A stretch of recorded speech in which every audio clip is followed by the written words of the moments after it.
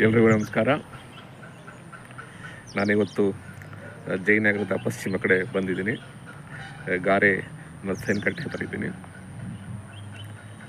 ಇವತ್ತಿನ ಮಾತುಕತೆ ಬಗ್ಗೆ ಒಂದಿಷ್ಟು ಚರ್ಚೆಯನ್ನು ಮಾಡಬೇಕು ಅಂತ ನಿಮ್ಮ ಜೊತೆ ಬಂದಿದ್ದೀನಿ.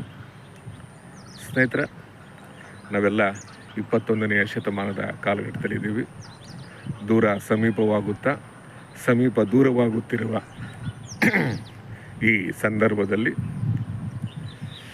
ಎಲ್ಲ ಸಂಬಂಧಗಳು ದೂರವಾಗುತ್ತಾ ಎಲ್ಲ ಸಂಬಂಧಗಳು ವಾಣಿಜ್ಯದ ಲೇಪನ ಹೊಂದಿ ಎಲ್ಲ ಸಂಬಂಧಗಳು ಇವತ್ತು ವಾಣಿಜ್ಯದ ಮೇಲೆ ತೂಕ ಪಾಂಪನ ಮಾಡ್ತಿದ್ದಾರೆ.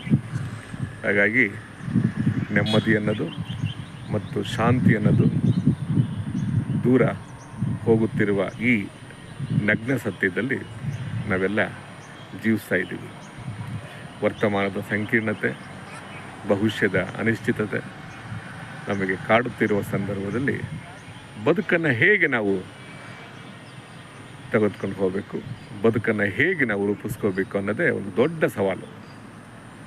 ಯಾಕಂದರೆ ಯಾವುದೇ ಕ್ಷೇತ್ರದಲ್ಲಿ ಇವತ್ತು ನೀವು ಕಾಲಿಡಿ ಅಲ್ಲಿ ಒಂದು ಸ್ಪರ್ಧೆ ಇದೆ. ಈ ಸ್ಪರ್ಧೆಯನ್ನು ನಾವು ದಾಟೋದು ಹೇಗೆ?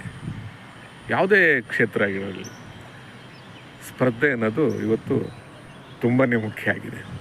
ಈ ಸ್ಪರ್ಧೆಯನ್ನು ನಾವು ಗೆಲ್ಲಬೇಕು ಅಂದರೆ ನಾವೇನು ಮಾಡಬೇಕು?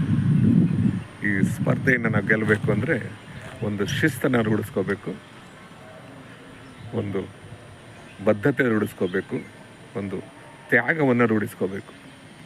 ಯಾಕಂದರೆ ಜೀವನದಲ್ಲಿ ನಾವೇನಾದರೂ ಸಾಧನೆ ಮಾಡಬೇಕು ಅಂದರೆ ಒಂದು ಶಿಸ್ತು ಬಹಳ ಮುಖ್ಯ, ಅದಕ್ಕೆ ಬದ್ಧತೆ ಬಹಳ ಮುಖ್ಯ ಮತ್ತು ತ್ಯಾಗ ಕೂಡ ಮುಖ್ಯ. ಅದರ ಜೊತೆ ಆತ್ಮವಿಶ್ವಾಸ ಕೂಡ ಬಹಳ ಮುಖ್ಯ.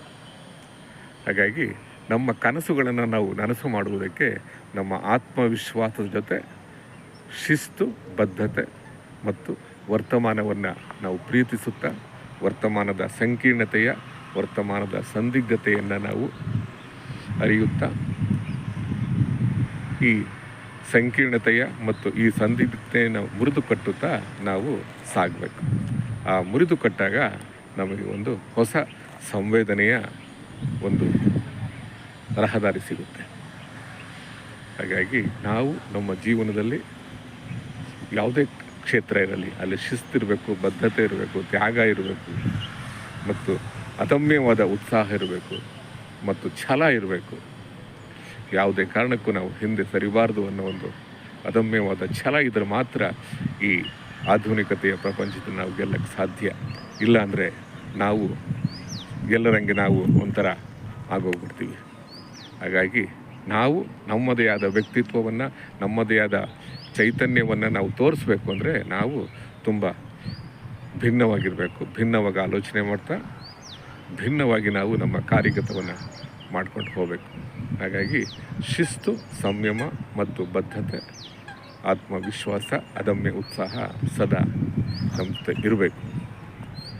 ಸ್ನೇಹಿತರೆ, ಇಷ್ಟು ಸಾಕು ಅಂತ ಕಾಣುತ್ತೆ. ಎಲ್ಲರಿಗೂ ನಮಸ್ಕಾರ.